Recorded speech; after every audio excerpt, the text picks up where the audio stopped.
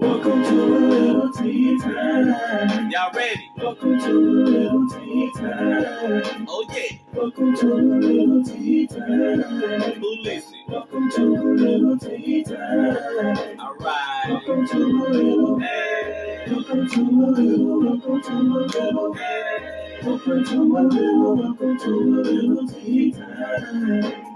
Welcome to a little tea time.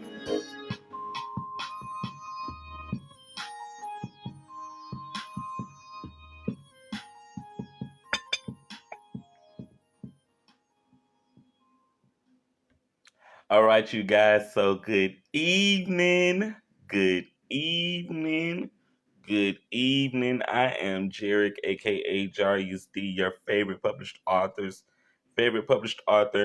And y'all, welcome to a little tea time. It is officially Friday. Yay! We have been out on spring break, so the kids are going back to school on Monday. Ooh. And keeping in mind that it is still Women's History Month, so we're still celebrating Women's History Month.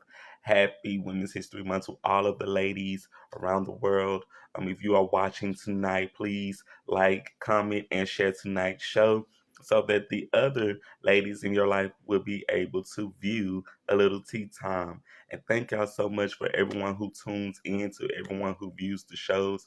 I really appreciate y'all's love and your support and your time and your energy and your dedication to a little tea time. It means a lot to me. So thank you guys for tuning in tonight.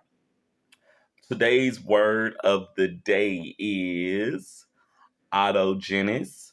Autogenous is an adjective from the Greek mid-19th century, and it means arising from within or from a thing itself.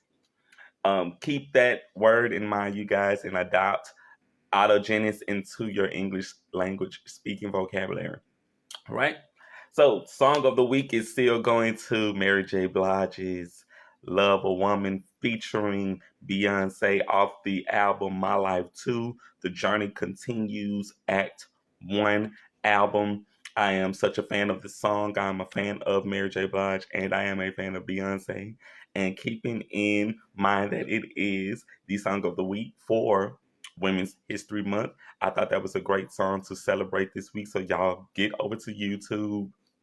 If you have Mary J. Blige's album My Life 2, play that track tonight. Play it on your house, play it in your car, play it on your phone, and just let the song just take you along. And y'all get into it. I would love for you guys to get over to Saucy's on Your Spices and use my new coupon code, a Lil Tea Time, one word, and receive 5% off of your purchases when you shop, or receive 10% off of your purchases when you use coupon code SPRING. So y'all get over to Saucy's on Your Spices and check out everything that they have for you guys. Got to send a shout out to Millennium Studios here in Shreveport. I keep talking about the studio because I would love to do an episode of A Little Tea Time in their studio. I would love to build a set and to see how things would come together. Not me personally build a set, but create a set that can be replicated and built. And we can do an episode of A Little Tea Time in Millennium Studios here in Shreveport, Louisiana. So shout out to everyone at Millennium Studios.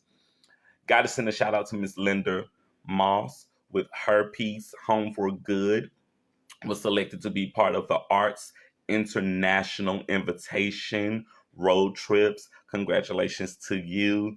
Got to send a shout out to Miss Charmel Lester for the Fabric of Peace art exhibit happening now, you guys, from 4:30 to 6:30 at the Shreveport University Museum of Arts, Shreveport, 610 Texas Street. Y'all get over and check out the exhibit, check out the art, check out all of the wonderful things that they are offering for you guys. It's free to the public and it ends April the 28th. So you have a good month to get out and check out the exhibit. I will be still talking about the exhibit here on my show because I am a supporter of the event. And if y'all have not seen the pictures and the videos yet on my Facebook for the event yesterday, y'all definitely missed out on the treat. We had a fabulous time. Got to meet some fabulous people. Shout out to Miss Liz Swain. Shout out to Miss Terry. Shout out to basically everybody that I met yesterday, because I can't call everyone's name. But shout out to everyone who I met yesterday out at Miss Charmel Lester's Fabric of Peace art exhibit. So y'all get into it. You still have time. Tonight is the 14th annual Shreveport Blues Festival. So y'all get out there tonight and go and get into that blues that you can use. And in the late, great voice of Cat Daddy, come on, y'all get out there and get to it.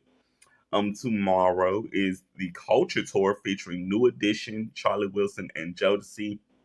If y'all have not got y'all tickets for tomorrow's concert, y'all are definitely gonna miss out on the treat. I'm not going because I already got to go to the event that I wanted to go to. But y'all should go, have fun, go see New Edition, go see Charlie Wilson and Jodeci, and turn up, you guys. And remember to be safe. Got to send a shout out to Miss Christy Woodard with her event Story Tell Hers, where she'll have 8 female filmmakers premiering their short films. That's going to be next week, March the 31st, at the Robinson Film Center here in Shreveport, Louisiana, at 8 o'clock p.m. So shout out to you, Miss Christy, and good luck with everything, you guys. I hope that y'all have a great, great, great premiere. Got to continue to celebrate Mr. Shel Rock with his paintings. Congratulations to you, King Brother. You keep doing what you're doing. Also, come and continue to celebrate Miss Arsette Atun Ray with her book of poetry, A Poetic Guide to Spiritual Awakening. So, congratulations to you, Miss Arsette Atun Ray. Keep moving, Queen Sister. Got to send a shout out to Mr. Bobby Huntley with the film that he has been producing and working to get out to the masses. The Pamela James and Tommy Strong love story that he's putting together, the Pam and Tommy's movie. It's coming soon, you guys. So if y'all know anything about that, y'all keep it going. Keep it going one time for Mr. Bobby Huntley. And Bobby, I don't know if you're getting to watch the show, but Bobby, I would love to get you on a Little Tea Time. And I would love to have an interview with you. But I get it. You're a very busy man. And I still would love to get you here on a Little Tea Time just to get your interview. Excuse me, guys. The tea's already kicking in. Gotta send a shout out to Miss Adriana for Lucky for You and Fake Roses. Available everywhere where music is sold. Lucky for You already is out on iTunes as well. So if y'all have not gotten to hear that yet, y'all are definitely missing out on a treat. I just shared some information from Mr. J Signs. His album Molotov dropped last night at midnight. So congratulations to you, J Signs. I'm going to be continuing to pump you up here on the show. So continue to send me info. I'll continue to share. I'll continue to promote your music. I also got to send a shout out to Mr. AJ Causey with his song New Designer, available everywhere where music is sold. And y'all can check out the music video on YouTube. So y'all get into it. Got to send a shout out to Mr. Marcus Wayne, aka Brown Wolf, with his new single Breakout, available everywhere where music is sold as well. Gotta continue to send a shout out to my girl Shreveport's own Miss Shayna D Music with her single Pack It Up, available right now where music is sold. And got a little tea that she's gonna be performing tonight at the Word Over Latte's Laugh Out Loud after party for the Blues Festival tonight. So if y'all can get out tonight, go and check out Miss Shanna D. Williams. Also, stay tuned to the Ratchet City Blues documentary with Miss Cherie Gray of Lump Grits Artistry. I am excited because she's the guest tonight, and we're going to begin with her in a little bit, you guys. So y'all stay tuned for that. And stay tuned for the Ratchet City Blues documentary coming to you guys soon. So stay tuned. Gotta continue to send shout outs to Miss Claudia Jordan with Mr. Kyle Bentley Evans and the Hope Care Foundation for the play White Lies, The Lord Knows My Heart. It premiered here in Shreveport this past weekend, and we had a great time getting to see this play. So, got to again send a shout out to Mr. Pooch Hall, Mr. Christian Keys, Miss Claudia Jordan herself, and Mr. Willie Taylor. Thank you guys for a great show. We'll definitely love to have y'all back. And thank y'all again for all of what you do. We very much enjoyed ourselves and we had a wonderful time. Excerpts from Capella is going to be happening March the 28th at 5 p.m. at the Shreve Memorial Library in the Cedar Grove area. Brought to you by the Shreveport Metropolitan Ballet. You guys go and get into that excerpts from Capella and just check it out. Open your mind up to something new and exciting and fun and just see where it takes you. Got to send a shout out to Young Jeezy and K Michelle coming back to Shreveport. Going to be happening Friday, May the 27th. The tickets are available now at Ticketmaster. So y'all get into it and check it out. Gonna definitely be a great, great, great show. So who's ready for the 94th Oscars Academy Award produced by Mr. Will Packard, who filmed Girls Trip and Girls Trip 2 that will be coming soon. Very excited about the show. Very excited to see Miss Regina Hall, Miss Amy Schumer, and Miss Wanda Sykes to be the host of the show. Looking forward to all of what they're prepping up, and from all of the previews, y'all, Beyonce is performing at the Oscars. Did y'all hear that? Beyonce is performing at the Oscars. So I'm very excited to see that.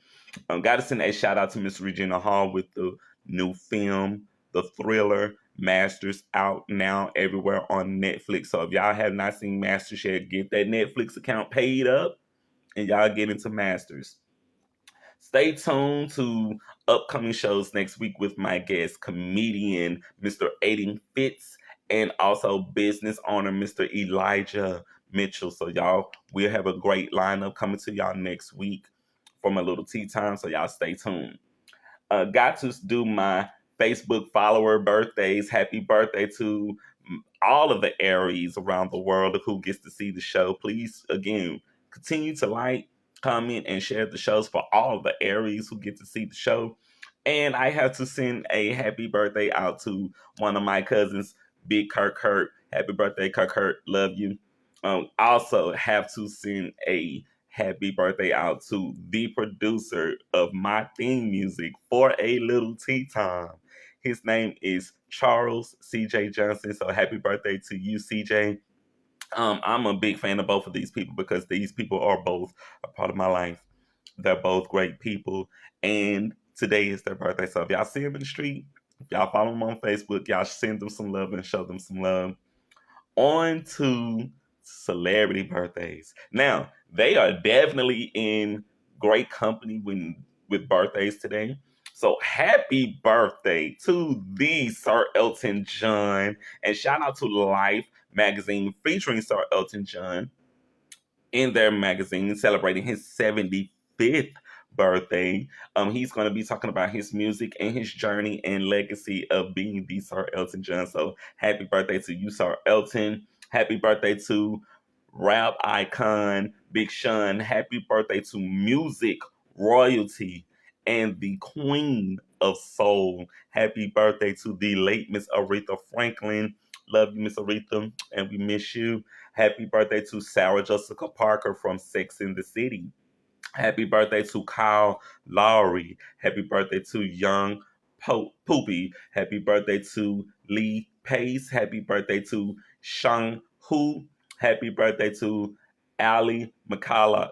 Happy birthday to Young Quan. And happy birthday to Winter Ramos. Now that I have spilled my tea, I have the honor and the pleasure of interviewing a woman who wears many hats. She's a mother, she's a creator, she's an actress, She is the founder of Lump Grits Artistry. She's going to be filming us in the Ratchet City Blues documentary.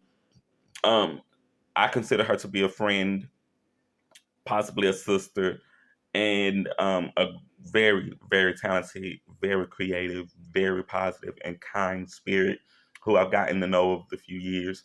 Her name is Miss Cherie Gray. So, Miss Cherie, I am about to bring you in, and we're gonna get started. I can finally sip on this delicious tea. Whew. Oh, this is good. Mm, mm, mm. Good evening. Well, hello. How are you this evening, sister? I'm good. How are you? Well, I'm great, super great. First, I have to first welcome you to a little tea time, and thank you You for are being with welcome. me. Thank you for having me. Yes. Now, this is one of the interviews that I've been waiting on and waiting on and waiting on. Now, if y'all remember Cherie Gray, the last time y'all saw Cherie, we were doing the summer premiere of Electra. hmm And we got to briefly see you behind the scenes while we were working. Now I have you all to myself tonight on the show, and we have a lot to talk about. So, Yeah. um, let's get into just a little tea before we get I into brought your my interview. tea. Okay. What you sipping on? What you got? I have an Eastern blend. It's a Yerba mate. I think I'm pronouncing it right. I love tea, and I love going in my garden, like garnishing my tea with honey and mint leaves. So just Yes. a fresh taste. But yeah, that's what I'm drinking on. I had, tea time, so tea at tea time. Thank you so much. Such a You're welcome. pleasure. Such a pleasure. So, I if you've heard about Kanye West being banned from the Grammys. I have. I've heard about him being banned from the Grammys. Hmm. Um, I know that he's been going off, and he's a celebrity, and I think that people hold celebrities in this certain light that they can't do no wrong or anything like that. But the thing is that they're human, just like every one of us. They have feelings, they have emotions, they go through breakups, and he just happens to be in a relationship with a very popular person, Kim Kardashian. He's popular himself, so Hmm. his life is being looked at through a lens, and so regular people, everyday people, are gonna people gonna pass judgment whether you a celebrity or not. But I think that he is going through it. I mean, he's going through a breakup, and any breakup is going to be. I went through a breakup. Amen. It's gonna take a toll on you, and so I think that he is acting out or whatever like that. I don't think that he should be banned. Hmm. Maybe not, interview wise or however like that, but banned, I think that's kind of extreme. Yeah. I think he needs a really good team.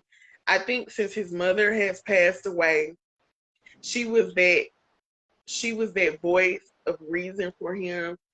She Hmm. was one of his biggest supporters. What I think that he needs now to get back grounded, I think he needs a team of Black women that kind of channels the same energy as his mother. Just a Hmm. team, just to just be there for him and do his PR and just do everything for him, just so he can kind of just get back on track. And hopefully, Yes. next year or something like that, he'll be able to. People won't be trying to cancel him. So that's my take on Kanye. Okay, I love that. The reason why I brought it up is because I've been hearing about Kanye West on the radio this week. And so I said I will pose that to some of my guests just to kind of get a take on, because on the radio it's bigger people. So I Yeah. wanted to get a take from people who are everyday people. And I've been saying this all week. I actually stand by Kanye going to the Grammys. Um, that type of name, and his antics. I respect him as an artist, Mhm. and I love what he brings to the table. And I definitely agree with what you're saying. His team, he definitely needs a new team. Being that it is Women's History Month, I feel like he should definitely have a team of women around him that should support him on levels that he needs that support. I would say even that's going so far as to if he got some female cousins that he can bring around him, some aunts, some family. Because Yeah. most times you gotta have family around you to keep you grounded. So Yeah. I definitely feel like him being who he is in his name, they're probably afraid of what he could possibly do. Yes. But That's what it is. we, They want to yeah, censor him, and yes, they afraid, and so in order to keep that from being controversial, they just taking him out, putting him on punishment, right, basically. right. So So I know that you are an actress yes, I am. and a woman of many hats. Are you going to be watching the Oscars this Sunday? I shall be watching the Oscars. I heard that Beyonce is performing, so I'm excited about that. And I'm excited about, and I feel bad because I need to be following these things a little bit more because I hope to be on, at these things, in the future. So I do need to. I've been Knock on making it a wood. thing of keeping up with entertainers. I've been doing that lately, all the tea and stuff. So I'm excited about who wins what, and I'm just gonna send an early congratulations because we be Mhm. working real hard out here in the industry, and people deserve their accolade. So Yes, yeah. I'm excited. I'm so excited. I'm Hmm. just going. I got me a little meal. I'm gonna prep. I'm gonna cook me a little Oh, something. that sounds good. I'm gonna brew me some tea that for that day, For and I'm that gonna day. sit in. Yeah, I'm gonna brew me up some more tea, and I'm gonna sit in, and I'm gonna watch. That's gonna be So, fun. It's gonna be fun. yes. So, Cherie, tell my Hmm. viewers a little bit more about yourself. A little bit about myself. Okay, well, um, whew. I am a performing artist, actress, director, producer, cultural and historical curator, arts educator. Um, it sounds like a lot. I cannot put everything that I do under one title. I have to be very specific about what I do because sometimes I function as one over the other. Hmm. And so I say that. So that's what I am. And I've been performing. I've been on the stage. Oh, I'm also a singer as well. I've been on the stage performing, um, speaking ever since I was a child. My family is very heavily in the arts.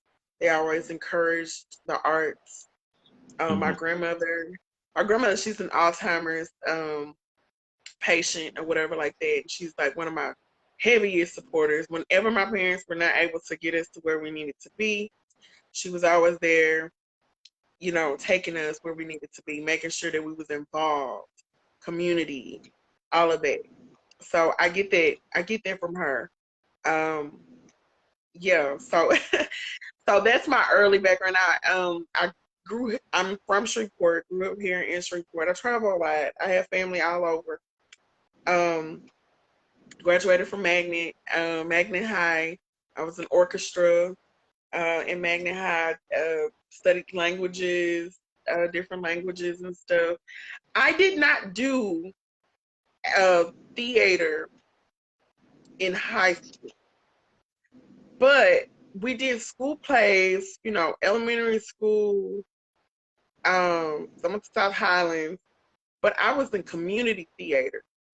I was with Theater Performing Arts, and that's one of the oldest Black theaters here in Shreveport, Louisiana, under the direction of Miss Gloria Gibson, Mrs. Gloria Christopher Gibson. And so I started doing community theater um, when I was in the 4th grade, going to my 5th grade year, summer going to my 5th grade Yeah. year. So I started performing with them at Lakeshore Elementary School. And my Yeah. role, the role that I played, that I played was Queen Hatshepsut. She was an Egyptian queen, and so that was you didn't when you're doing community theater, you don't get that in the public schools. They don't teach you a sense of self. So I went to No. predominantly white schools, so they're not going to teach you that. So when you go into community theater, my I'm stepping into a realm of Black excellence, just Blackness. Um, when we warmed up in the morning, I had Mr. Edgar Wiley. He was a music teacher. I'm gonna sing a little song. We sung up to Negro spiritual and Yes. the Black. Let me see. One song we sung. It was like, I will sing hallelujah. I will sing, oh Lord. I will sing hallelujah. Oh Lord. So we were singing, singing that. And then Yeah. my theater teacher was an activist, Mr. BJ Mason. And his sisters, they were writers and playwrights. His sister, she wrote Sister Act. And so I was around all of that coming up, as Yes. a young girl. Now I stopped and started because I was in orchestra. I was busy and stuff like that. Later on, I would come back and do, plays in the summertime and everything. And I played another queen another year. We did like the drum. That was my 7th grade, going into my 8th grade year. And then I kind of stopped. And then I was into my music and orchestra and everything like that. I did not do orchestra my senior year in high school. I did cosmetology. So I was kind of like behind the scenes. I was going to go to college, but I wanted to, tap into, like a trade or something, Yes. have something to fall back on. I wanted to. When I graduated from high school, I wound up going to um,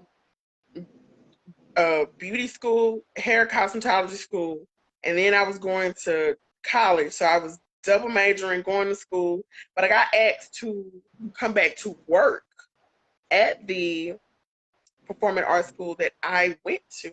And so I was working behind the scenes with hair, makeup, and costuming.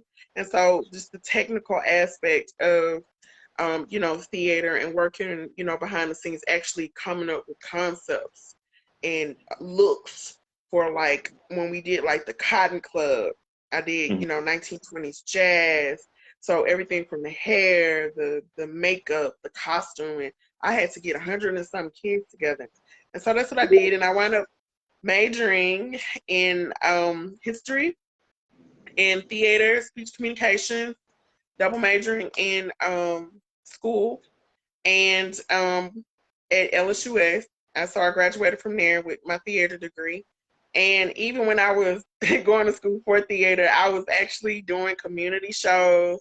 I was traveling doing community shows, just performing. So I have not stopped. I have not stopped, not one bit. Yeah. So that's what I was doing.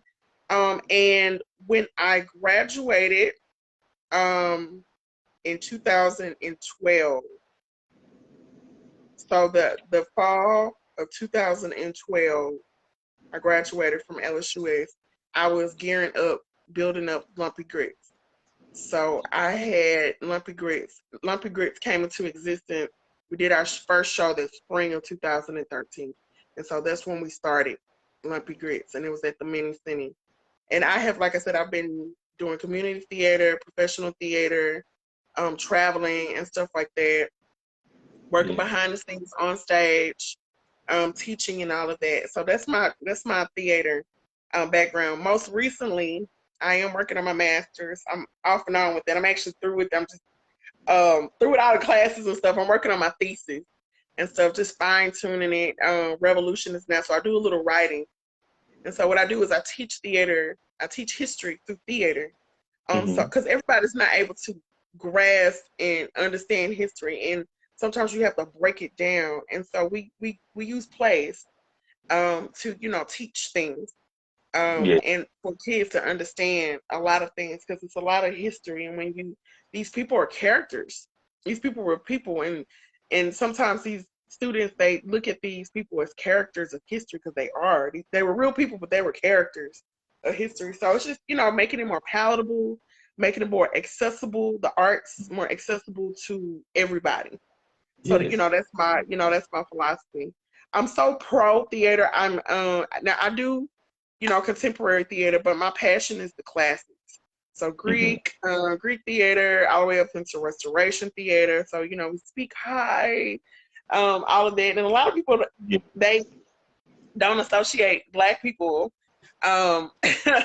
performing classical theater, but because I don't think they think that we existed back then. No. We have existed. I think they think that our history starts in slavery, and our history does not start in slavery. Our history starts before.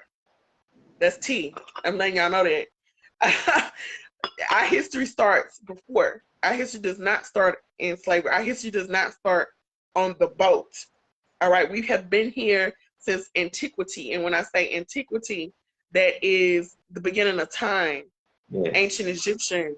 The Black, we were in the classical age, and when I say the classical age, I mean Greek, the Greek classical age. They viewed Black people as a mysterious people. The Black, the Black Ethiopian. They we existed. We was magical to them, and so we've been around. And I just always wanted people to understand that. And when I did Lysistrata, I wanted people to understand it was an Afro-Greek play. I wanted people to understand that Black people existed during Greek theater, and we can do the classics just like everyone else. And so that's one thing that I try to teach and make accessible and make aware when we do our plays. Yeah. Yes. So just to kind of give y'all a little bit of a background, the first time I met Cherie was with Lysistrata. I went in just to watch, and I didn't meet her immediately. I met her cast and had a phenomenal time meeting her cast, and had a phenomenal time with the play. From there, I would go into different art spaces, and I would hear her name about different projects that she would have going on. And then we would kind of run into each other here or there. And then she did the, I want to say 2020. We were doing the protesting. And I finally came out to do one of the protests. And then I found out about the blackout exhibit that you were doing. And I wanted to I had already did the photo shoot for it, which was ironic. And I was like, who do I need to talk to about me getting in on this exhibit? And from there, you welcomed me in, you welcomed my work in to the exhibit. And then from there, you started hosting Saturday events. I don't want to mess up the title of it that we were doing. I can't say it. I know it's French. Le Salon, I'm sorry. Le Salon de Jean Noir. It's something similar to that. Yeah. And, the Black Salon, basically to talk about Black topics. And we held it each Saturday that the exhibit was open. Yes. Yeah. And I was your first guest that you made possible for that event. And then from there, I came to every event after that where I began to meet other artists, where I met Mai, where I met CJ, who produced the music for the show. And you know, today is CJ's birthday. Yes, I do. And I gotta send him a birthday something something because he always So, shouts me out. So I have yeah. to send him, yeah. Um, I'm in a presence for you, Cherie. Cherie, you are royalty to me in what it Oh, is that you do because you have such a heavy name and such a heavy brand that I didn't even realize it that when I met you that you were going to change my life the way that you did. And then you began to just find stuff for me to do. You started creating stuff for me to do. And I was like, okay, I'm with it. And from there, we did Electra. I want to say last mhm. year we did Electra, where we filmed Yeah, that and then premiered it. And now we are currently about to start working on the Ratchet City Blues documentary. So yeah. you have been such an asset to my life. You probably haven't seen this yet, but I want to show you this. The pictures that we had in the exhibit, I hung them up on my wall in my living Okay. room. So you're going to get a chance to see these photos right now. And turn on some light so we can get you a little light. But if y'all can see those are the actual photos that were in the exhibit. Okay. Yes, they sure were. And I brought them home and I hung them up in my living room. And it's just something great to look at to keep an energy going. Hmm. And I have to just give you your flowers again on my show tonight and just tell you thank you because you have been a beacon for us, for Black people. I didn't even know that people like you existed until I met you. Oh God. And then you begin to show me, okay, Jerry, there's more to me than just being a writer. We Mhm. have to be about something. We have to stand for something. And you and Will James, y'all are the type of people that if people are not down for something, they'll fall for anything. Mhm. And the mindset that y'all have, y'all are definitely about something. Y'all are definitely creating and keeping a legacy going. And it's important to me. It was important to me to get you on this show. That's why it took us so long to get you on. I'm glad I came. Yeah. But in Yeah. it was me doing my research and it was me getting to know you behind the scenes and beginning to understand the woman that you are and the gift that you are and what you represent to our community. You represent hope where there's no hope. You represent light where there's darkness. You represent positivity and creativity where there's someone who would hear a soul without rhythm, your song that you did, and they'll understand what that song represents to you because that song represented something to me. And people will understand, you understand the power that you have, you understand the gifts that you have, and you understand how to work them in a way that you are celebrating not only you, but your ancestors and the legacy that you are in. So I am very, very grateful to have met you, very grateful to Thank know you. And let's move on because we'll be sitting here giving flowers all night. you. Yeah. Thank you. So when you are not working, what is it that you do for fun? When I'm not working, I travel. I like Yeah. traveling. I like traveling with my daughter. I like going off the grid because rest is revolutionary. Mm. We're not always allowed, we wasn't always allowed to rest. And some of our souls have been very weary and Mhm. burdensome and stuff like that. And, everybody goes through, things. Everybody, we work so hard and stuff like that. And I always say, as hard as I work, because I do work a lot. I Mhm. have a lot of things going, but I have to rest and I have to review. But I say I was not put on this earth to work 24/7. I gotta enjoy my time and breathe. And that's one thing that I'm learning to do, because one thing that when I was younger, and I have a daughter now, she's 11. Her name's Chai. She's a little artist too. Um, Yes. when I was 19, 18, 19, I used to be proud to say, oh, I'm working this, I'm doing this, I haven't had any sleep in 2 and 3 days, and it's that myth of the hard working black woman. And yes, I like being like that, but I like being dainty and laying back and resting and kicking my feet up and not doing, and some days not doing anything, but just, Amen. laying down and just recharging. Because like I Yes. said, rest is revolutionary. That's my time. And when I have my time, I want to do what I want to do in my time. So that's what I do. I Yes. travel, and when I travel, sometimes I don't know where I'm going. I just drive and I go. That's good. That's great. Not planning because I don't like. I mean, well, I plan so much working. I just kind of want to not be bound to a calendar, deadline, all of that. So when I'm Yes. resting and traveling and sightseeing, I love going to museums. Um, I love going to just just looking at other people's art. Looking at enjoying other people's things, seeing what they create and everything. So that's what I like doing, is spending time with my baby girl. Yeah. Yes.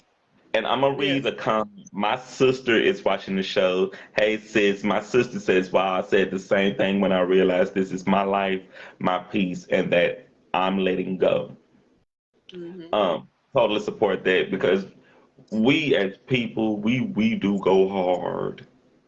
Yeah. And I would definitely say this: your daughter, your daughter is definitely in the best hands.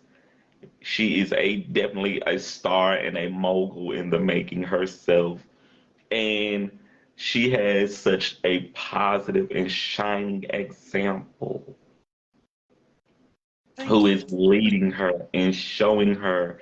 And not only that, you're nurturing her gifts, you're nurturing her talents because someone nurtured your gifts and they nurtured your talents. So you're Mhm. passing that on to her. And as a person that has been just studying what you do with her, very, very proud of you guys. Very excited for what the future's gonna have for y'all because y'all are definitely a team. Y'all are a team. And when you come to work, she comes to work too. And I would definitely let y'all know, like, if y'all saw Electra, if they did not see, whoever saw Electra, that girl did such a phenomenal job. She had multiple roles in the film Mhm. as well as you, Cherie. And she did just a fantastic job. Even with the opening, she was very, very, very sweet. She was kind. And Mhm. we enjoyed her presence. She's just such a delightful being to be around, and her energy and her essence is everything. Oh, that's sweet. Yeah. That's sweet. So, Thank what you. inspired you? Welcome. You are welcome. What inspired you to develop your idea for Lumpy Grits Artistry? What inspired me to develop my idea for Lumpy Grits Artistry? Well, it just started off as a show at first, to be honest with you. And Hmm. everybody loved it. So I think we had 150 people in the room that night for our first show. We had seats. We ordered seats to be delivered and set up in Mini Center. We did. Yes. We had to take them back the next day and break them down and stuff. But we had 150 seats, and then we had people standing up and stuff. And so from there, everybody's like, "We need to keep this going. We need to keep this going." So from there, Lumpy Grits came out of that. Came out of that. We started off doing, a show each spring, and then people would invite us out to do performances. We had the band and stuff. Hmm. We don't have a band now. Well, I mean, and the thing about it is individual artists, bringing together different artists to buy. And so we had different, artists coming together, and and vibing. And we've had, different people come through. But they kind of develop that feeling. It's more experimental. It's not nothing that when we do a show, it's nothing that you've ever seen before. The feeling, the sound, the experience, that's something. Any show that you go to, you're not going to get it anywhere else. And that's that. We had the Sidewalk show, Sidewalk Crew Network. We did our first Sidewalk show that summer, and that was the summer of 2013, and that was in the Asiana Garden. And we had hip hop dance, break dance, face painting, different performances. It was hot that day. It was so hot. Boy, after that show, we was tired. I'm talking about that concrete and that sun ate us up. I'm talking about we didn't have, like, it was almost circus-like, because we was in the alleyway behind Mini City, and we had sheep going up.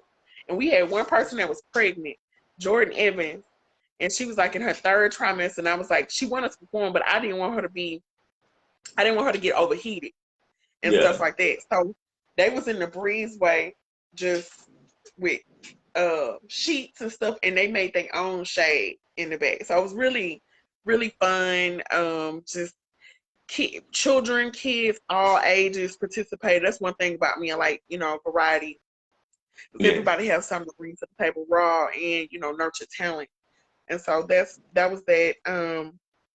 Next year we did Man vs. Question Marks, futuristic. It's kind of like a comic book on stage. We visited different planets. We had a Sidewalk Crew. We had a Sidewalk show that summer as well. The next summer, and it was downtown in the Red River District. And we had a couple performances, and we had a band playing. We had dancers, and then later on, we got invited to Alexandria to perform at the Arna Bontemps Museum, African American Museum. If you don't know, Arna Bontemps was best friends with Langston Hughes, and so that's our Renaissance artist.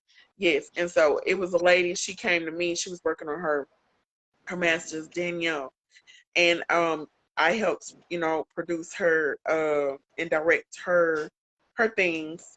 Popo and Fafina, Lonesome Boy, and then we actually filmed at his actual house, Arna Bontemps' house, his life story.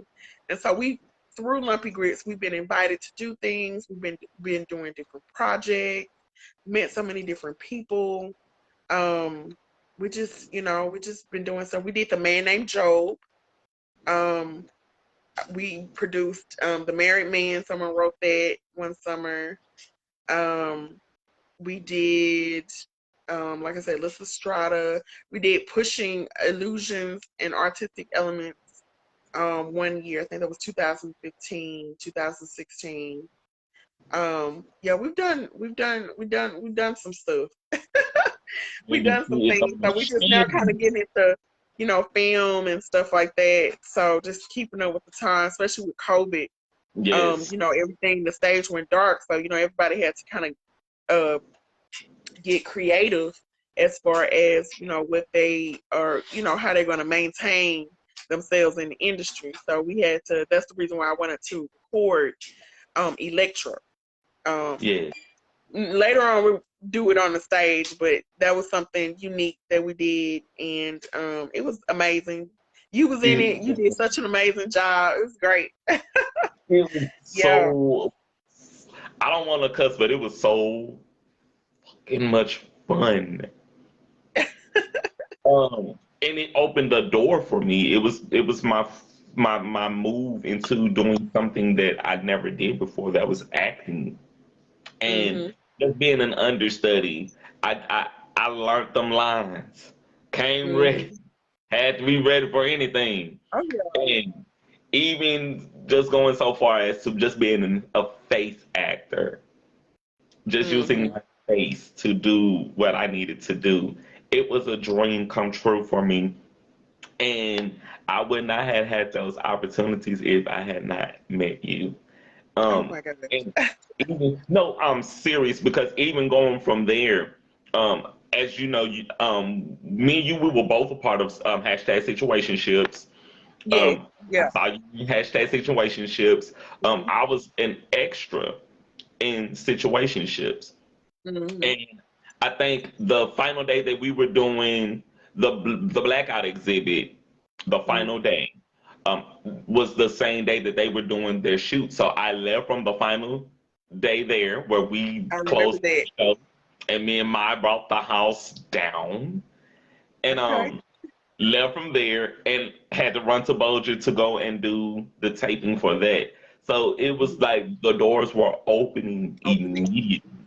And I can't thank you enough because y'all don't know, y'all are bringing me out of my shell.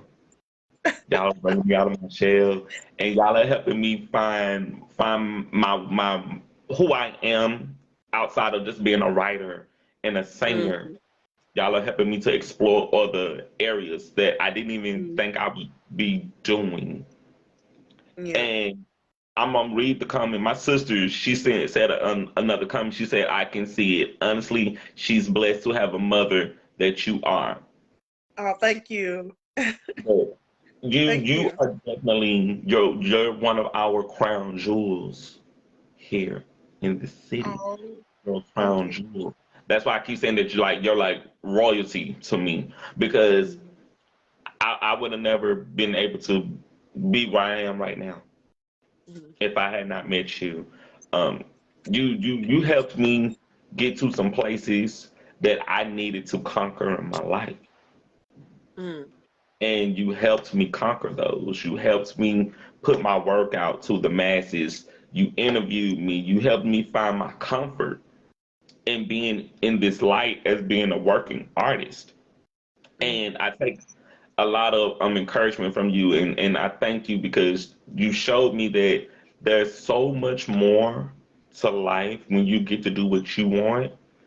Mm-hmm. Your and you have been such a great teacher for me. You because you taught me things, and people would not understand like the dynamic that I have with you. You're not just a friend. You're like a sister to me. And we don't talk all the time, but when we talk, it's always about what's the next project we're doing, what's the next situation going on. The photo shoots that we've been doing, like we've been working consistent. And I'm in a space where now I'm very humble. Like I'm super humble because I didn't see none of this happening in my life. Mm-hmm. And now that you've been a part of the journey, you came on my journey with me starting in 2020. You came on my journey with me and you've been watching me grow. And then vice versa, I've been watching you grow. So it has been just a magnificent moment in life for me Mm-hmm. to have experienced you, to experience who you are and what it is that you do. Thank you. And to know that you have been in the room with Miss Felicia Rashad. Yeah. So, that is something. I went to New York a while back. I've been doing things in other cities and stuff like that. I love my city, don't get me wrong, Yes. but there are other markets, there are other things out there and stuff, other opportunities, and I get called for things or whatever, and so I had the chance to be in the space with her Hmm. on the Black Box, and you can watch it now. I'm on 3 episodes actually. I'm on Yes. 3 episodes, and Congratulations. yeah, I'm on 3 episodes. The first one with Felicia Rashad. I'm on there. One with Tobias Trevelyan in China, and the creator of The Godfather of Harlem. I'm on Yes. that one as well. And though you're telling me, how much I'm such an inspiration to you. Hmm. Um, Being in the room with other people that look like me in the industry and A-list celebrities, A-list celebrities. Um, And Yes, I'm ma'am. not putting them on a tier, you know, like that. I mean, they are, you know, up there, but they talked about their journey of, you know, being. I mean, they was where I was at, you know, a while back.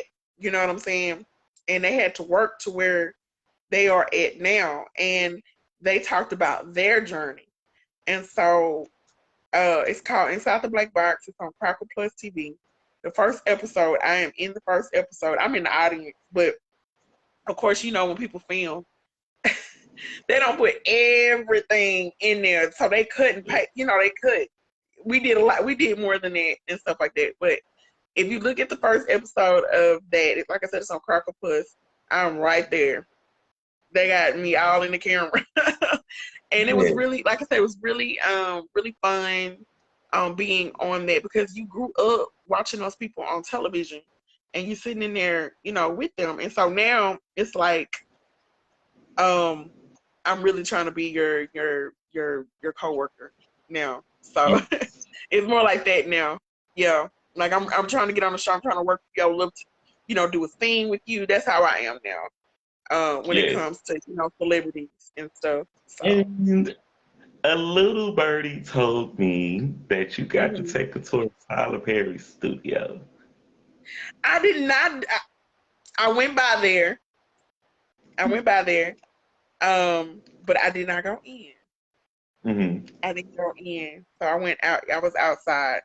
I would have been able to. This was the July 3rd of 2021.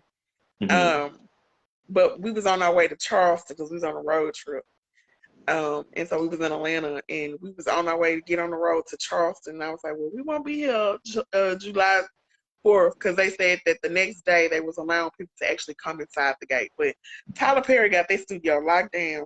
But one day I'm going to get in there and I'm going to film something. Film something, yeah. He's on my vision board. Tyler Perry is on my vision board. Hmm. And I don't know if you got to go and see Claudia Jordan's play. That was here last Saturday. But I um, did not get to see. I did not get to yeah. see their play. But I will say this: I've gotten to work with Claudia Jordan. I've actually was in Philadelphia back in 2020. That was in Dallas, and I was actually in the scene with I was on stage in that show with some of those other actors from Dallas, Sophia Knowlton, Misty Lee, Claudia Jordan, Will, um, Willie Taylor, um, who else? Pooch Hall, Marcus Mhm. Park, um, Kyron Riley, all of them, and a host of other people from like Texas, Indianapolis, Philly, California. So I've worked with them like on stage Yeah. before, and we actually filmed Philadelphia. And so Philadelphia was what we worked on. So like I said, I didn't get to see the show this past weekend, but like I said, I have worked with those actors before. Hmm. Okay. And the reason why I brought it up is because I got my 1 degree of separation. Okay, yeah. What I mean when I say that is Christian Keys worked with Tyler Perry. Oh yeah, yeah. And I have to finally meet someone who works with Tyler Perry. So I was like, that's 1 degree away. Just one. That's So I'm true. getting closer to my dream coming true. Just getting closer to my Hmm. dream coming true. So um, just it's moments like that where it lets me know Hmm. that I'm right where I'm supposed to be in my life. If I wouldn't have made the transition into me being a working artist, I probably would not have been in the room to meet them. Yeah, yeah, And to be a working artist, like we have to create opportunities for us to get to meet these people. We have to be at the right place at the right time in the right hmm, season yeah, to make those just to make those type of connections because they can come and they can go really quick. yeah. And Most definitely. it's only one thing that I regret. One thing that I regret. The one thing that I regret is that I did not get to interview them. But in it, Okay. I got my photos and I got to shake their hands and I got to just to be a human being. And I didn't want to be all, can I interview you on my show? Can I interview you on my show? Yeah. It's like, didn't want to be all groupie, like, That opportunity will come. It'll yes. come in due time. Yeah. Sooner than So, you believe. yeah, so I wanted to be a fan. I just wanted to be a fan. I just wanted to be a person who came out to support what it is that they do. Because I get, when we're working artists, you got to take what opportunities that you can that you can get, and you have to make the best of every single moment. And now I didn't know that you worked with all of these people, so I was 1 degree away from all of them. Oh yeah. Me Oh yeah. working with you. Um. Um. Yeah. We filmed that in Dallas. Part one is actually out. Part two, we still waiting on part two. Um. Yeah, we're still waiting on part two. And I'm in some scenes in part two. So whenever that whenever that comes out, I'll share that with you guys. But Okay. it was fun. You know, it was fun working with them and working with those other artists. That's how I knew those artists that were coming from Dallas that were going to be on the stage with them. So working with them like very close.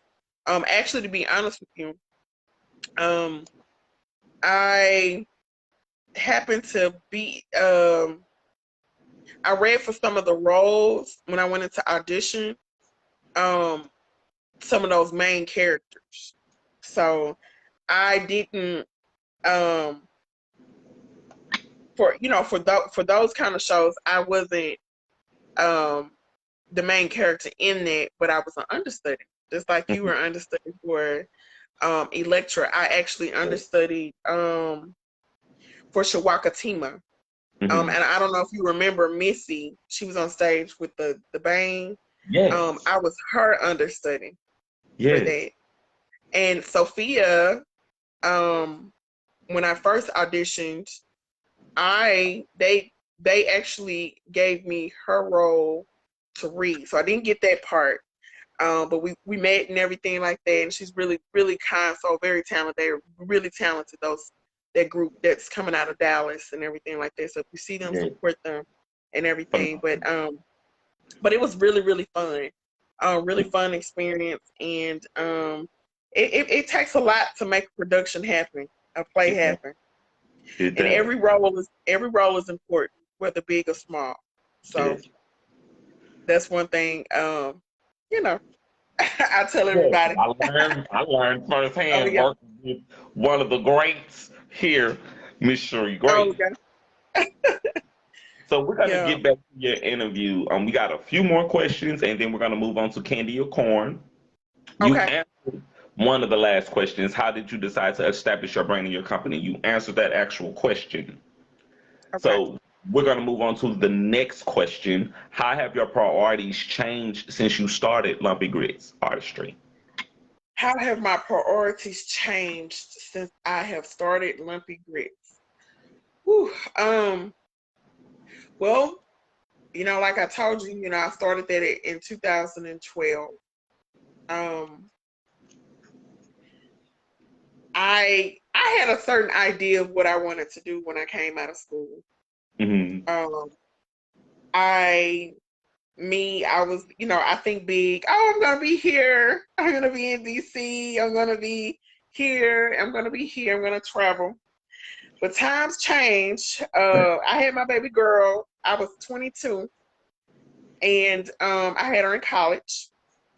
And when I had her, I decided I was like, I got a little girl that's relying on me. She needs things. That's my baby. I gotta make this happen. You know what I'm saying? I can't be playing around. I mean, I wasn't playing around, but I was like, Yeah. I can't be here all day. I got things to do. You know what I'm saying? And so it was more like establishing a legacy from that point. And with Lumpy Grits, I was able to do that. I stayed here. My support system is here. I have a lot of family and stuff here, and so I wasn't able to get up and go like I wanted to. So I wound up basically, creating an atmosphere, a creative atmosphere, and other people joined me. Other people came. Other people went. Like I said, I've worked with different people. They went on to do their own thing. They're doing great things. I don't expect everybody to stay with me the whole time, but that happened. So that was my priority at the beginning of Lumpy Grits. So throughout, like I said, I'm pro theater. I am a theater person. Yes. But I think that, and I've done film, I've written, film and stuff, took film classes and stuff like that. But when the pandemic hit in 2022, my priorities changed again with LGA, not only for my company, but for myself. Because like I was telling you earlier, the theater went dark. I could not sustain and do what I wanted to do. Well, I couldn't do what I had been doing. Yes. Because we wasn't able to be out there like we were. So I had to embrace film. And I hit the ground running with it. I was able to kind of focus on myself as an artist, because I am an artist myself, creating. So my stage name is Cherie G, the prototype. Yes. And creating music, just creating my brand. As an actress, that's my brand. Just putting myself out there, visible, as an artist, and still having LGA as my company. I've also been teaching acting and theater workshops as well. Yes. I also mentioned my acting and theater workshop. And so I don't, when I think that, let me see, 2019 is when I started the whole theater workshop. It's acting and theater workshop with Cherie G. The fundamentals of acting and everything, because everybody wants to get on stage and perform and stuff like that. And I was like, people really some people, they see the fame, but don't want to put the work behind it. And so, like, if you're serious about your craft, and I call the people that are serious about their craft the passionate ones, because they're really serious about it. If you're serious about it, you're going to invest in yourself. You're going to invest in your craft, and you're going to set yourself apart from your competition, because it's competition out there. Yes. That people are looking for, the next best thing, and it is. I'm just telling it like it is. That's how it is. It's competitive, and so that my priorities have shifted and changed. And I guess saying what I said, looking into the future, LGA is almost 10 years old. And I always say, I don't want to be stagnant. I want to grow. I don't want to look up and see myself doing the same thing that I did, whether it's me personally or me and my, business or something like that, seeing myself doing the same thing that I did, because things change, technology change, trends change. And so Yes. I got to keep up with the time. So that my priorities will continue to shift and change to fit the need. Yeah. Okay. So the next question is, what challenges did you overcome on your journey to being an actress? What challenges have I overcome to being an actress? Okay. Well, I'll say this. I am, like I said, I'm a stage actress. And so I have been delving into film. On stage is different than film. And with that being said, I'm a versatile person. I have a broad range. I can do comedy, I can do drama, I can do classic, I can do contemporary. But and I can be whatever size that I want to be on stage theater. and I'm comfortable with my size. Don't get Yeah. me wrong. And we all, we all like, oh, I want this, I want that. But with film, it's a little different. You kind of gotta go into, they want to typecast you and put you into this lane, and that was something that I think that I feared long time ago before I went into film. When I was delving into film, I was like, I don't want to be typecast. I don't want to be one way. I think I'll get bored with that. I just, I guess being accepted as an actress, my look, how, where will I fit in? And so I almost have to kind of create my stuff and myself and basically get in where I fit in now. That's how I am now. Now I'm like, it is what it is. If you like it, you like it. If you don't, you don't. I'm gonna go somewhere else. I'm gonna go somewhere where they like it. And so it is, it is what it is. And so it is, and those are the things that, those concerns and challenges and stuff, that's what you think about when you're going into their, into auditions and stuff like that. But you kind of got to come over it. you gotta get over it. Because there's somebody out there that's going to like, what they like. So Yeah. just keep putting your stuff out there, being visible. And you definitely got me in that mode of just go in this direction, just see what happens. Yeah. So from me doing Electra to me doing hashtag situationships, I kind of started doing comedy. I went and did my first comedy show last week, and that was Okay. amazing. Because Okay. it's just me just trying and testing stuff. Let me I see can what see else. that. Oh, I can most definitely see you doing comedy. It And was it comes natural. It's not forced. So no. you got it. Second person to say that. I don't see it, but y'all see it. I see it. Okay. So next week I'm gonna go back to Central Station to the open mic night next Wednesday night. I'm gonna go and do it again.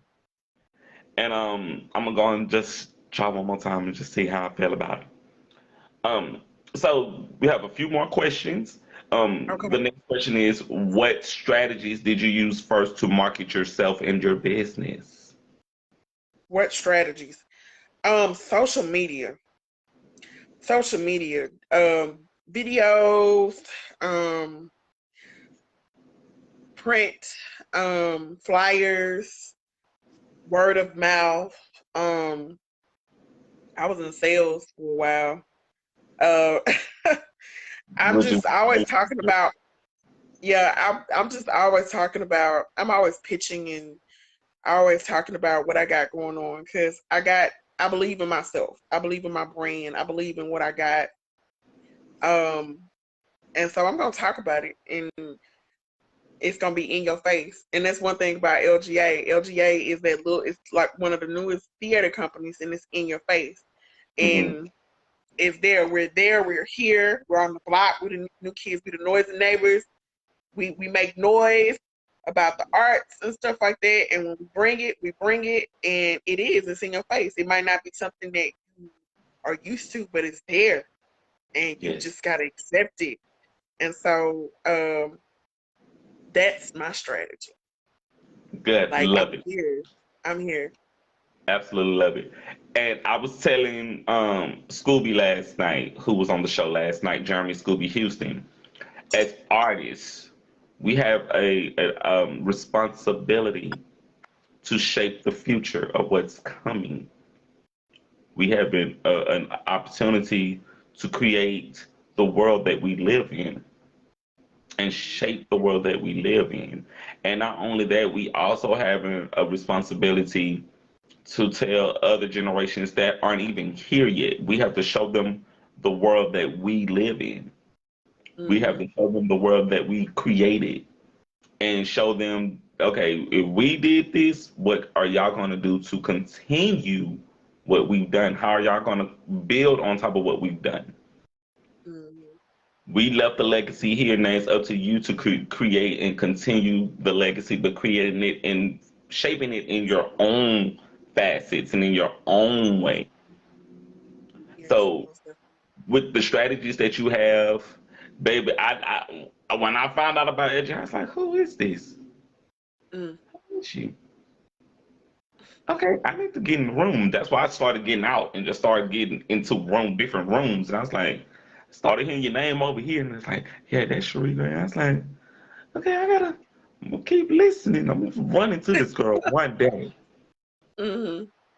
So word of mouth got me to you. Quick, quick, quick, Yeah. quick. And after that, I was like, whoever she is, like people, like the thing that I am, the way, not the thing, the way that I am is when I meet people, first I'm researching people. Yeah. So people are like, hey, what are you doing? I'm like, just came out to check everything out, just see who's in Yeah. the room, and just feel people out. And with you, Cherie, when I met you,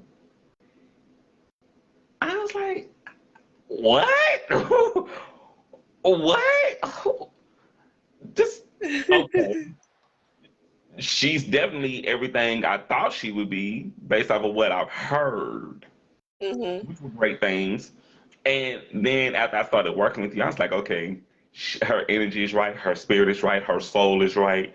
And then the more that we got to know you, and the more, when you kind of started lowering your guard and you kind of started telling us about where you were from and the different places you've grown up in the city, I was like, okay, she's kind of sort of like me, but she's not like me. She Gotcha. got, Yeah. she got her hood, but her hood has been You said she started hood. sort of hood, but her hood is polished. But I respected it because I understood Yeah. the way that you were grown, the way that you grew up, and the family that you come from. You have a very, very big legacy that you come from. So you had to be the person that you needed to be, even with your family, because your legacy was already established. And so, with the schools that you went to and the things that you were doing from a young lady until the lady that you are now, I was like, okay, she comes from a place that I come from, but I didn't know all of this stuff. Mhm. And that made me more fascinated, which I was like, okay, that's the type of chick that you actually need in your circle. Mhm. She's not only is she hood smart, she's book smart. She's business smart. This girl knows how to get in a room.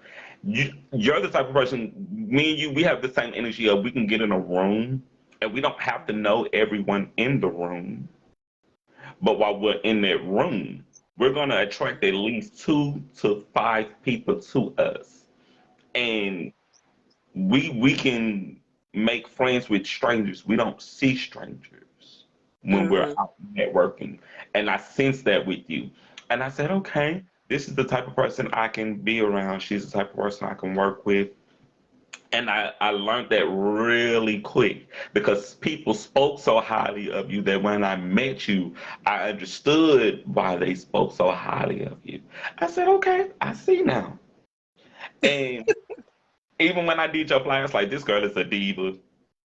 She's a Oh diva. God. This girl took the world over by just overnight, and they saw you coming because it's not like they didn't see you coming. They saw you coming. They heard you coming, and when you started making noise, you never stopped Mhm. making noise.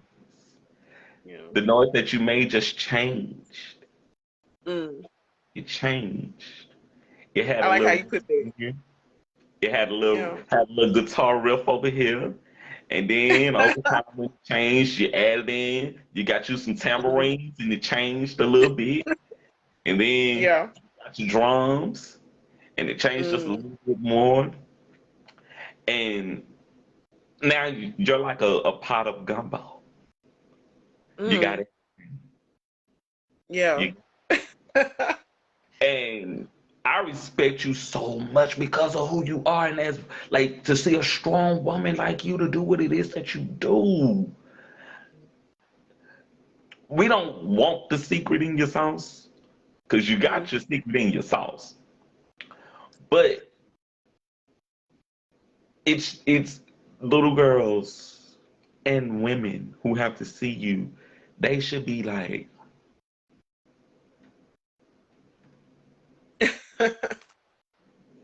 they should be in awe. Mm. Because I am definitely in awe.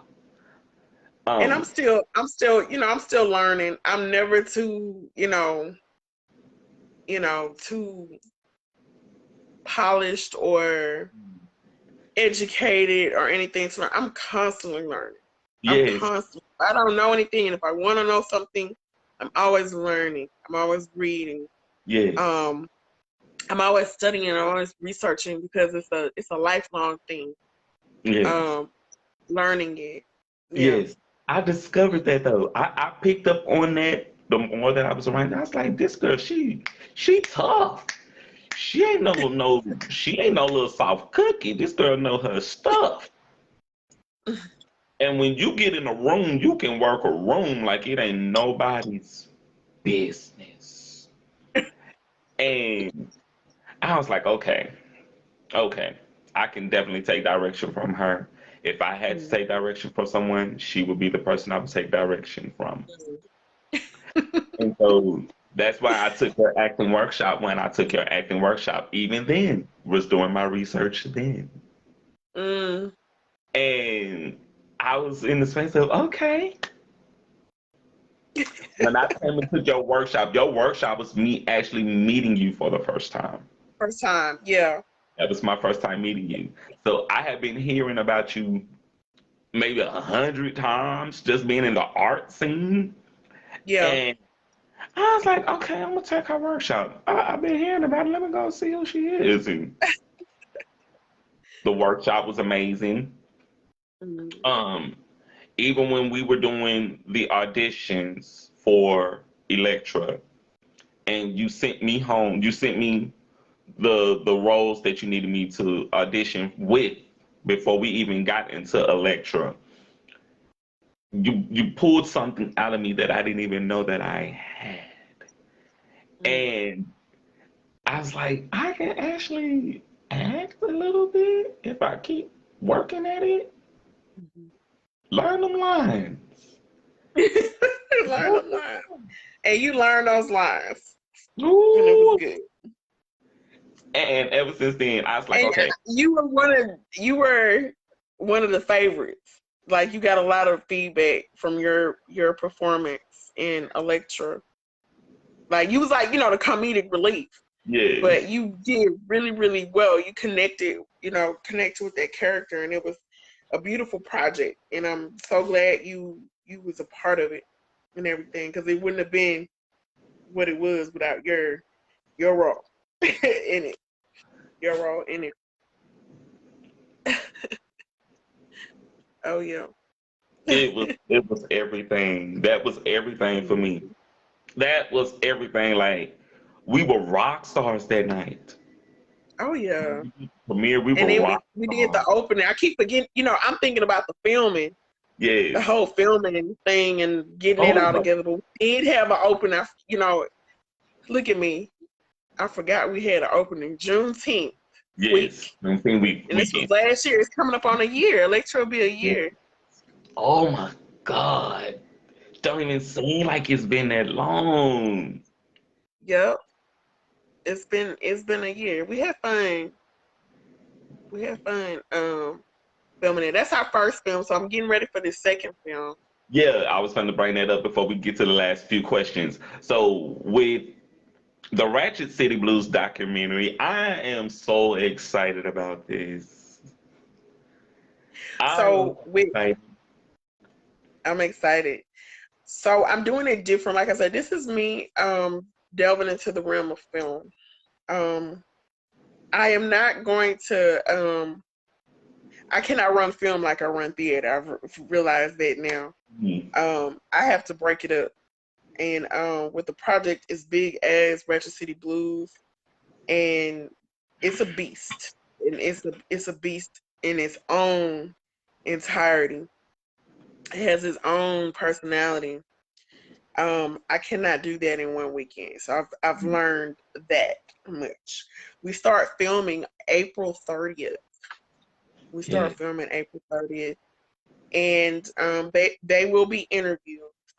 But it's also a small play within it. Because when I first came up with Ratchet City Blues, it's a play within it. It's gonna be broken up. A lot of people don't know that. But Oh, for the it captures, exclusive. yeah. But a lot of people think it's just the music. Yes. No, it's It's I can't powerful. even go into all of that.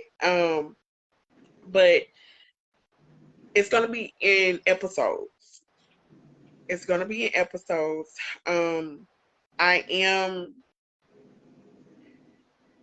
uh going to include um to the best of my ability, Anthony Mandigo, the Yes. real Ratchet King. Yes. And so I'm working with I'm pulling some strings with that. Mm-hmm. Um, and so I'll be touching on that and everything. And like I said, just like, interviews and stuff like that. And I can't go into it too I much. understand. But I understand. because I want it to be a surprise and Yes. everything. But I'm excited. I like I said, I know that with this particular project, it's gonna have to be broken up. And Yes. but the first leg of it is April 30th. So I'm excited about what comes out of just that, the Yes. April 30th one. So I'm excited about that.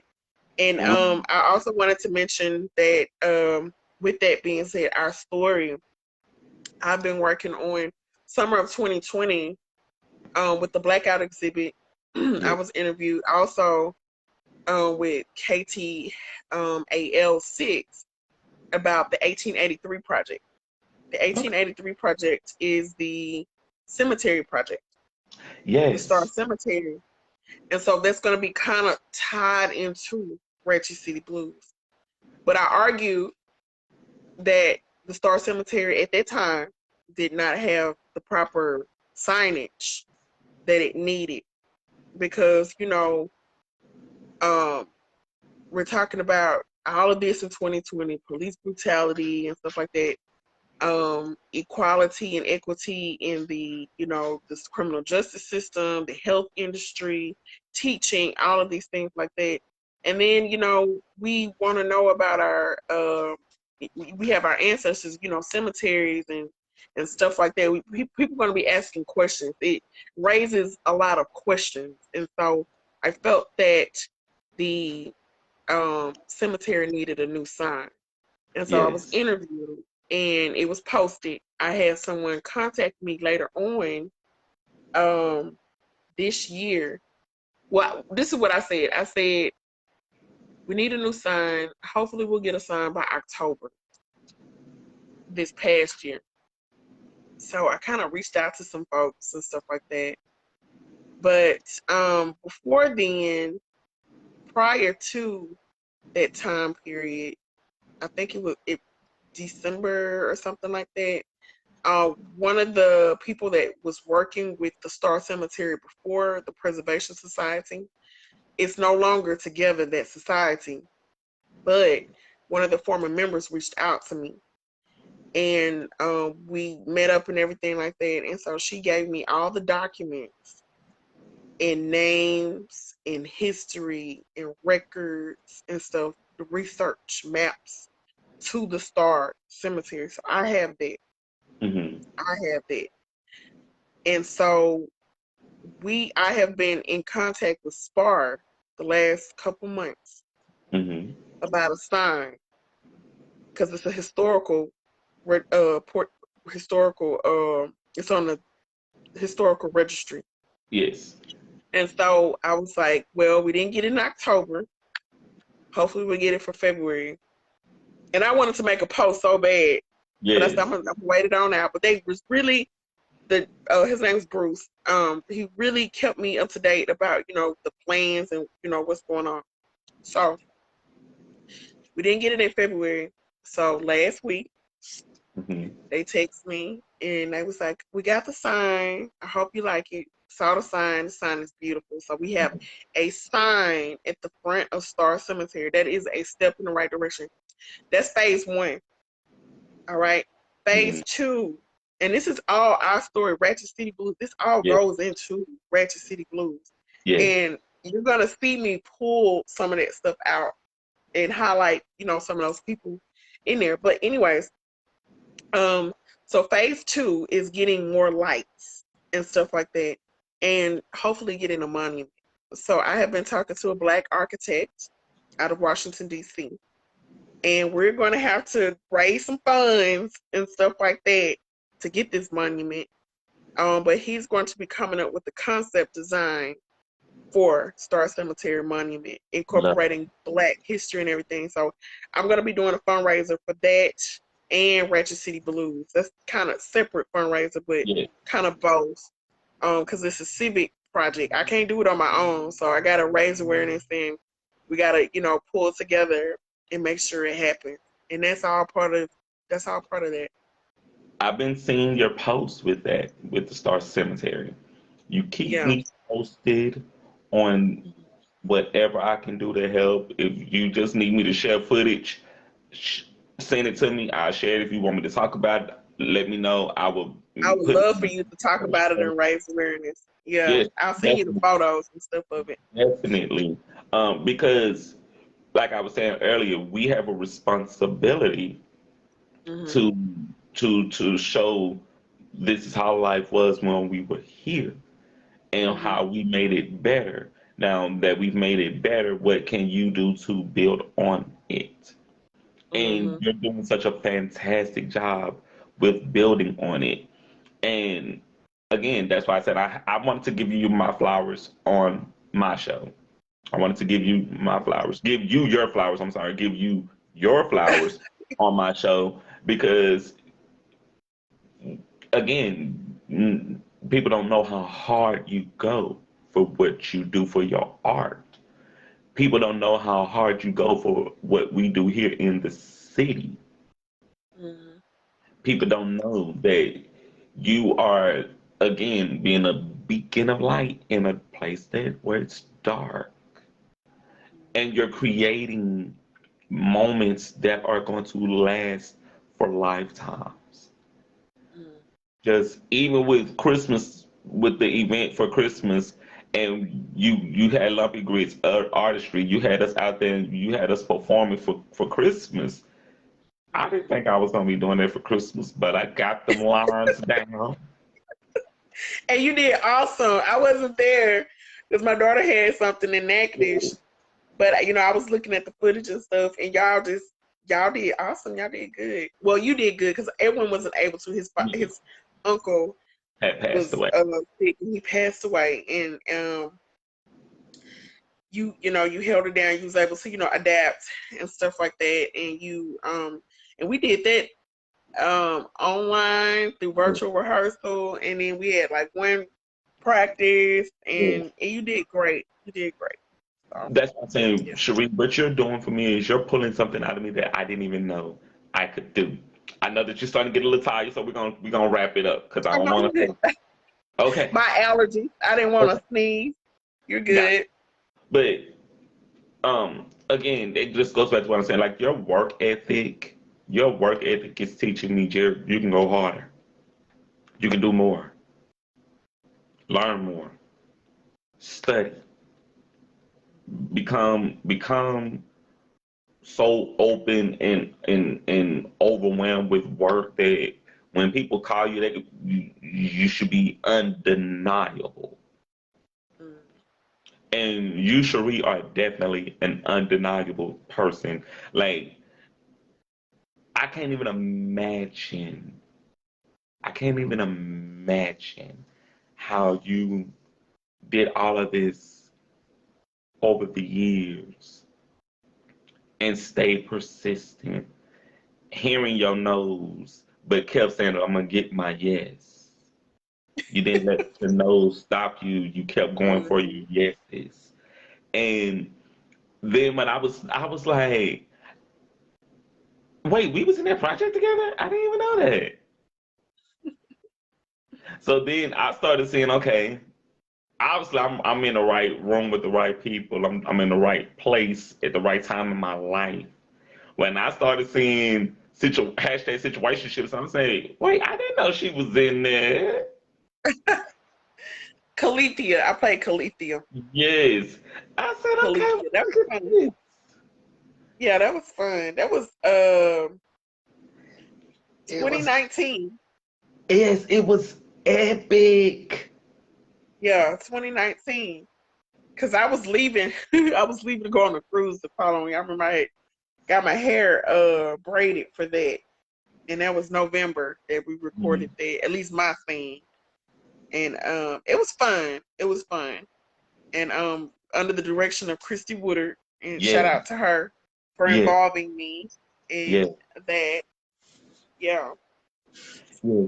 Like one thing I've learned when cause I love to work by myself and I prefer my company. But when I started getting out networking with all of y'all, these working artists and these singers and these musicians and these filmmakers and playwrights, I was like, where did they come from? We here. It was like We are here. We're most definitely here. it was like UGK Underground. Oh yeah.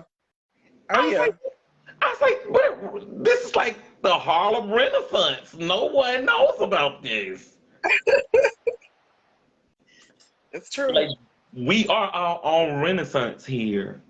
And Mhm. that's when I fell in love with all of y'all. I fell in love with this group of. I said, where have I been?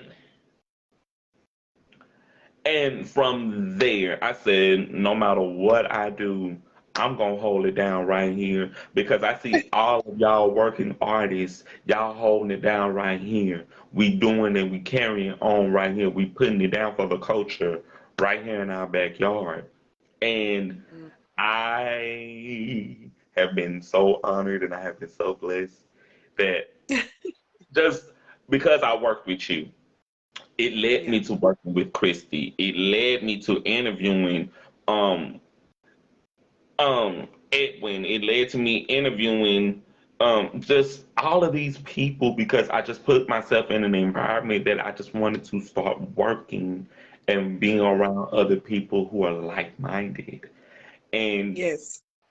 it has been more rewarding knowing now I'm seeing what we're doing with Ratchet City Blues documentary. I'm seeing what Christy's doing with her event next week. Seeing what that we're all consistently going hard. We're not resting on, okay, that was the last thing, but what's the next thing? What's the next Mhm. thing? And Cherie, I'm gonna let you know ahead of time, baby. I don't care if you shooting a commercial for shoes. Call your boy.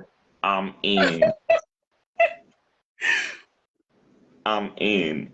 I All want to right. work with you. I want to continue to work with you because I believe in your vision. I believe in your brand.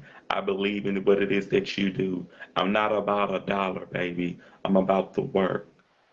Yes. And because you gave me the shots and you gave me the opportunities, I'm going to work with you as much as I can, as long as I can. And even if I blow up, when I blow up, I'm like, hey, I When. need you to meet this girl right here. I need you to meet her. She's the person that got me here. I want to be able to bring you with me. I want to be able to look back and bring Christy with me. I want to look back and be able to bring all of these working people with me and say, I know all of these beautiful, talented people too. It's not just me. I got a whole Yeah. city behind me that I want to Oh yeah. bring with me. Oh yeah. We got So, talent that comes out of here. yeah, So, and that's Ratchet City Blues for you. yes. Oh, I can't wait. I cannot wait. That photo shoot was everything. Oh yeah. It was everything. I told my mom cause my mom, she supports what I do behind the scenes. But I told my mom, I said I need some cowboy boots for the photo Yep. shoot. And a hat.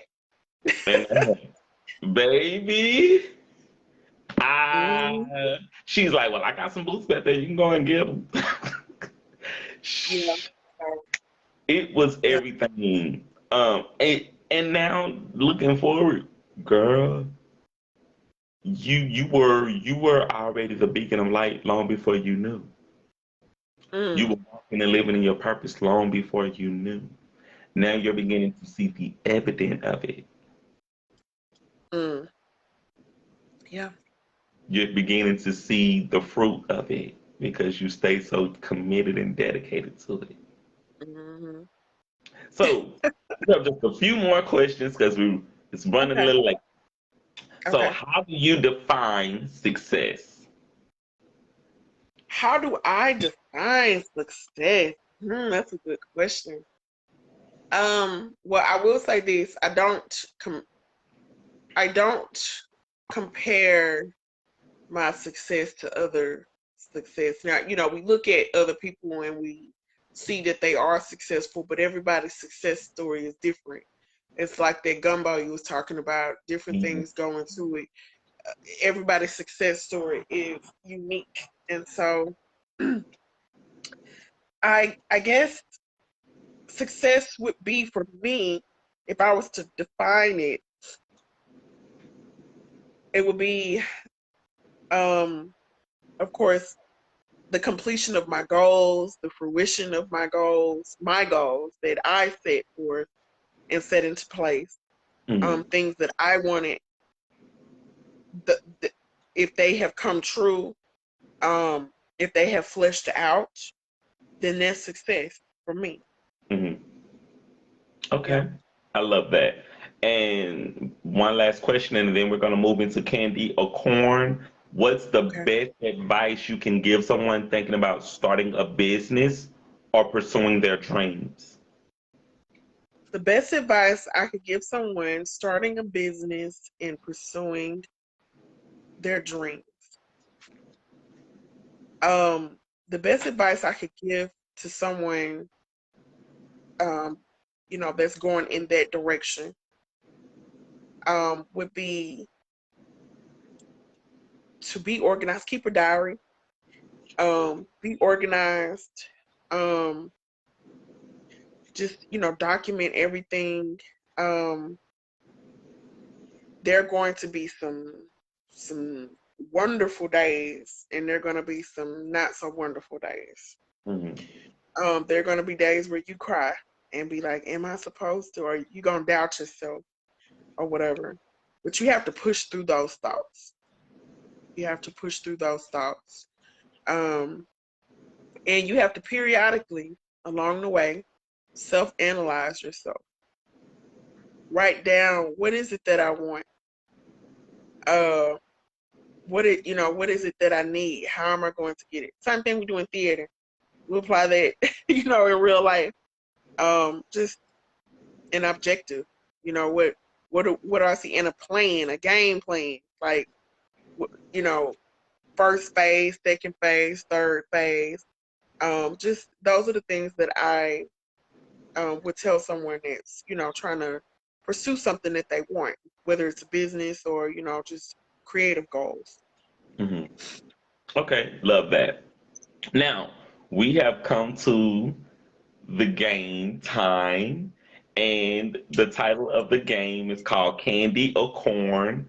I'll ask you if you eat the certain candy. You can either say candy if you'll eat the candy, or corn if you will not eat the candy. Okay, Are you ready? I'm ready. I'm All ready. right. The first candy is Gobstopper. Corn, Okay. The next candy is 100 grand. corn, Candy corn. candy. Really? Uh-huh. That's interesting. That's interesting. I like love it. I love it. Because a lot of people been saying no. So you're the first one of few to say yes to candy corn. Yes. Mhm. The next one is Rolos. Candy. Okay. Heath bar. Heath bar, the little crunchy bar. Hmm. Yeah, candy. Okay. Mike and Ike's. The cinnamon ones, yes, candy. Mounds. Mounds. Hmm. Mm, corn. Okay. Almond Joy. Um, uh, yeah, candy. Okay. Chunky. Corn. Okay. And the final candy is Swedish fish. Um,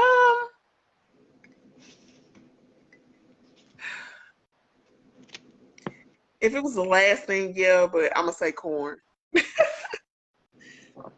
Okay, now that you played my game, I am thinking about changing one of the candies in the game. Which candy should I lose and what candy should I replace it with? Um, so mounds, And change it with what? sugar daddies.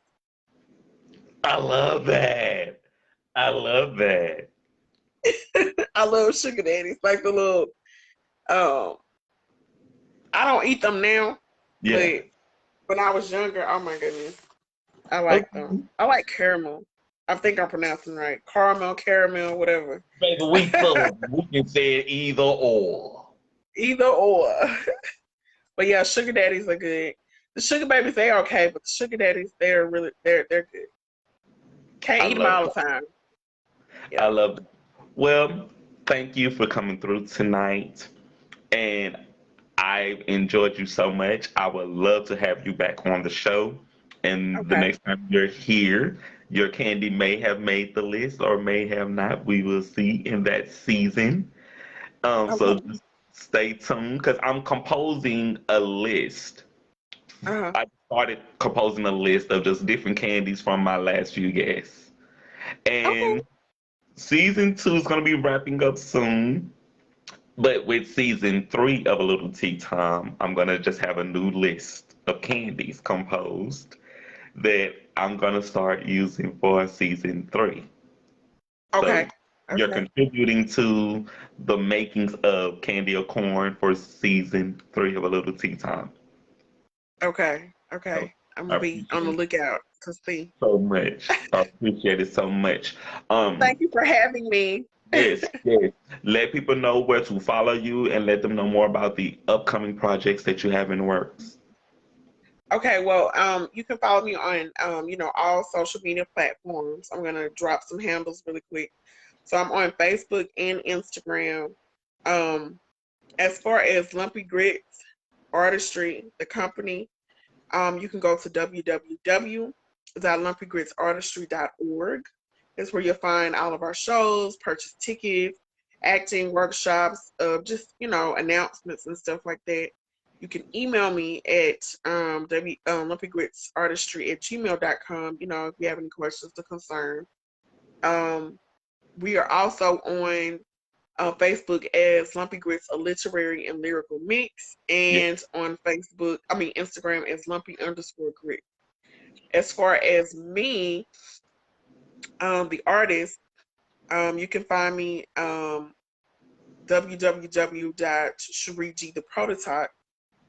www.CherieGTheprototype.com.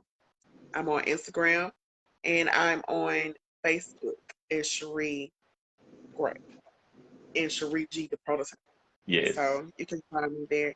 As far as Ratchet City Blues, you can go to www.ratchetcitybluesthedocumentary.org. And so you're going to find all of the artists that are on there. They're going to be interviewed that have worked with us and everything like that, and just announcements about Ratchet City Blues and, the episodes that are going to be dropping. That's on there. We also have a page on Facebook, a movie Hmm. film page on Facebook. Ratchet City Blues, the documentary, and Yes. we're on Instagram, Ratchet City Blues, the documentary. Yes. So we also, trying to get some artwork placement if you want some placement, your jewelry, your business, some t-shirts, some food if you cook or whatever, you got a special sauce or however like that, jewelry, shirts. Our deadline, you can submit to Lump Grits Artistry at gmail.com. And if you're just interested in being a part of this project, most definitely send your information in so you can be a part. And we all ages. Yes. Yeah. So that's everything. Absolutely love it. Yeah. I'm such a supporter of yours because you open doors. Thank you. You open doors and you create opportunities, not just for someone like me, but for everyone. And you're for every age and for every generation. You're for your city. You're for the world. Mhm. Cannot thank you enough for all that you do. I'm a fan of yours. Whether you know that, I'm a fan. And I appreciate what it is that you do for someone like me who didn't even think I had that gift or that I can be in that arena in my life. So to have it, I owe that to you. So again, thank you so much. And hang out with me while we close out a little tea time. All right. So, you guys, I would love for y'all to shop over at SaucySoniaSpices.com and use my coupon code a Lil Tea Time, one word, and receive 5% off of your purchases when you shop at SaucySoniaSpices.com. Also, you can receive 10% off of your purchases when you use coupon code SPRING when you shop at Saucy Sonia Spices. Also, I would love for you guys to get by to Agora Borealis at 421 Lake Street and check out my books, the Coming Full Circle series. Also, my books of poetry, The Confessions of a Conceited Drama King, and Catching Up with Me, all available now at Agora Borealis, as well as at Amazon.com. Just type search Jarius, Jrayyis, Deon, Deyon, and check me out at Amazon. Also, go and check out my TikTok at the Jarius Dion and subscribe to my YouTube channel at Jarek, a King Among Men Thomas. And y'all gonna be seeing this face in Ratchet City Blues documentary, so y'all stay tuned. All right. And gotta definitely let y'all know about the quote of the week. Remember the quote of the week. Opportunities knocking, you matter. Let's build and go higher, Shreveport. And remember, as I say after every single show, you guys remember to be great on purpose and not by accident. The future is now. I am your host, Jarek, aka Jarius D, your favorite published author's favorite published author, and one of the stars in the Ratchet City Blues documentary. Again, thank you to my guest tonight, Miss Cherie Gray of Lump Grits Artistry. It has been a pleasure and an honor. Until Monday, you guys, y'all enjoy the weekend. Be safe, be well, and be blessed. And y'all enjoy the Oscars. Have a great night. Good night.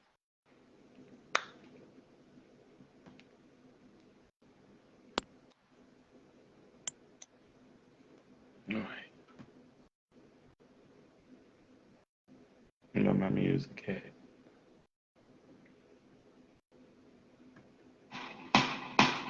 Welcome to a little tea time. Y'all ready? Welcome to a little tea time. Oh, yeah. Welcome to a little tea time. Who listening? Welcome to a little tea time. All right. Welcome to a little.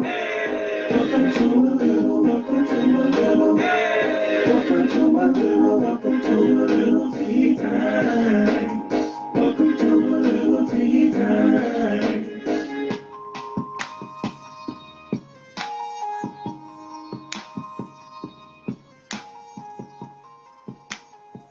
Hi, Mom.